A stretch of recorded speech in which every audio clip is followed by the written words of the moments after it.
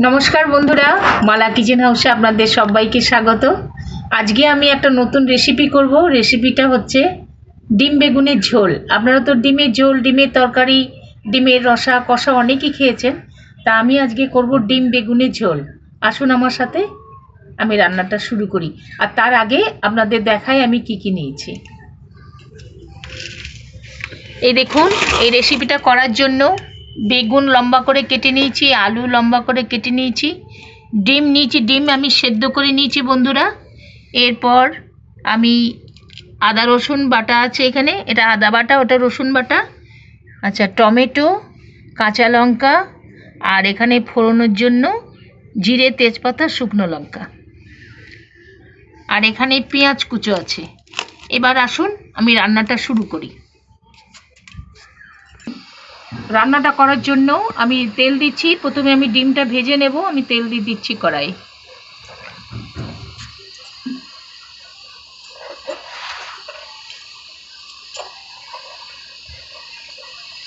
ডিমটা ভাজার জন্য আমি হলুদ দিয়ে দিচ্ছি।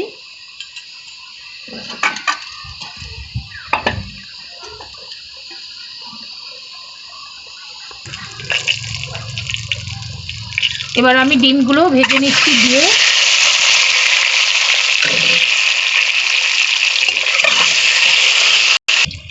বন্ধুরা, আমার ডিমটা ভাজা হয়ে গেছে, দেখুন লাল লাল করে ভেজে নিয়েছি।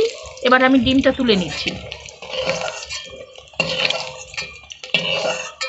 ওই তেলেতেই আমি বেগুন আর আলুগুলো ভেজে নেব।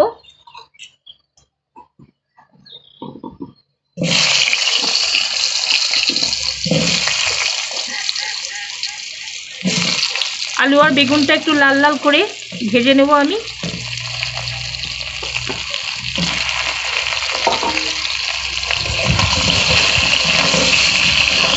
বন্ধুরা, আমি একটু হলুদ দিয়ে দিচ্ছি, এর সাথে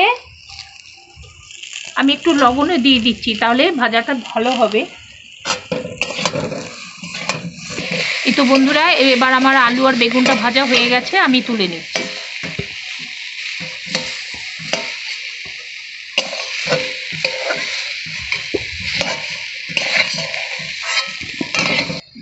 বন্ধুরা, এবার রান্নার জন্য আমি তেল দিচ্ছি।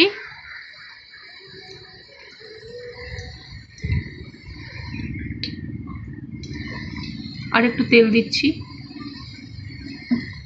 প্রথমে আমি ফোড়নটা দেব।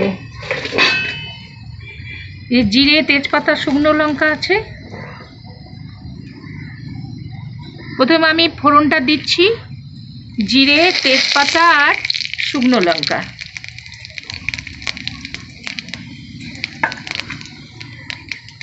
ফোড়নটা একটু ভাজা ভাজা হলে তারপর আমি পেঁয়াজগুলো দিয়ে দেব।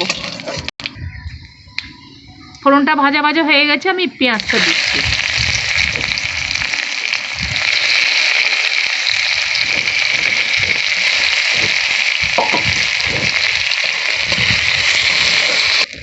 বন্ধুরা, আমি চিনিটা দিয়ে দিচ্ছি। পেঁয়াজটা ক্যারামেলাইজড হবে, লাল লাল হয়ে যাবে, ভাজা ভালো হবে।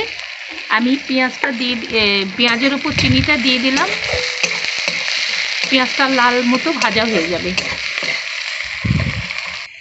আমি একটু হলুদ দিচ্ছি প্রথমে, কেন কি আদা রসুন দিলে পরে ছিটকাবে, সেই জন্যে আমি প্রথমে রসুন আদাটা দিলাম।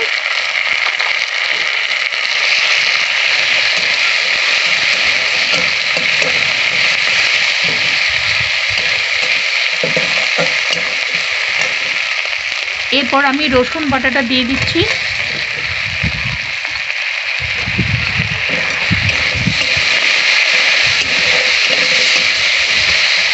হলুদটা এই কারণে দিলাম, আদা রসুনটা ছিটকাবে না বলে। এরপরে আমি আবার হলুদ দেব, পরিমাণে অল্প।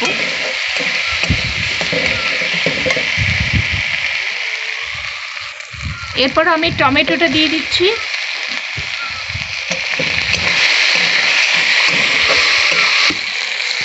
বন্ধুরা, এবার আমি গুঁড়ো মশলাগুলো অ্যাড করে দিচ্ছি। ধনে গুঁড়ো 1 চামচ, জিরে গুঁড়ো 1 চামচ, হলুদ গুঁড়ো 1/2 চামচ দিলাম, তখন একটু দিয়েছি, লঙ্কা গুঁড়ো 1 চামচ, আর 1 চামচ লবণ দিলাম, 1 চামচ আর একটু দিতে হবে।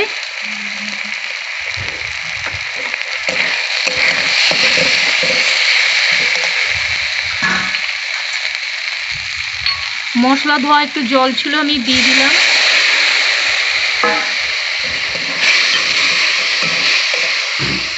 বন্ধুরা, মশলাটা আমার কষা হয়ে গেছে।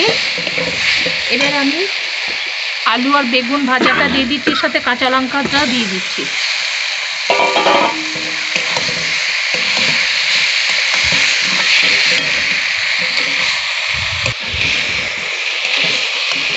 বন্ধুরা, তরকারিটা আমার ভালো করে কষানো হয়ে গেছে। এবার আমি জল দিয়ে দিচ্ছি।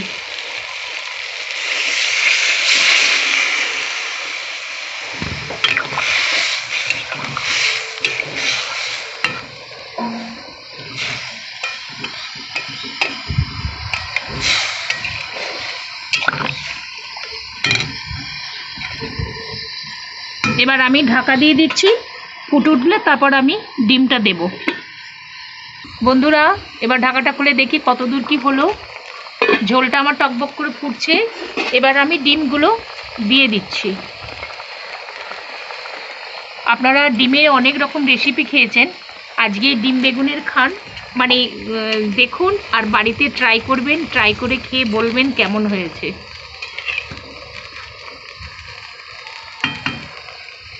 ডিমটা দিলাম, ঝোলটা একটু ফুটুক, তারপর আমি নামিয়ে নেব। আজকে আমি কিচ্ছু দিইনি, সিম্পলভাবে রান্নাটা করলাম। গরম মশলা নাই, কাশ্মীরি লঙ্কা গুঁড়ো নাই, মিট মশলা আমি কিচ্ছু দিইনি, একদম সিম্পলভাবে রান্নাটা করলাম। আপনারা এইভাবে করবেন। বন্ধুরা, আমি ঢাকাটা খুলে দেখি কত দূর কি হলো। তরকারিটা আমার হয়ে এসছে। আলুগুলো দেখি সেদ্ধ হয়েছে কিনা। হ্যাঁ বন্ধুরা, আলু সেদ্ধ হয়ে গেছে, তরকারি হয়ে গেছে অলমোস্ট। আমি এবার নামিয়ে দেব।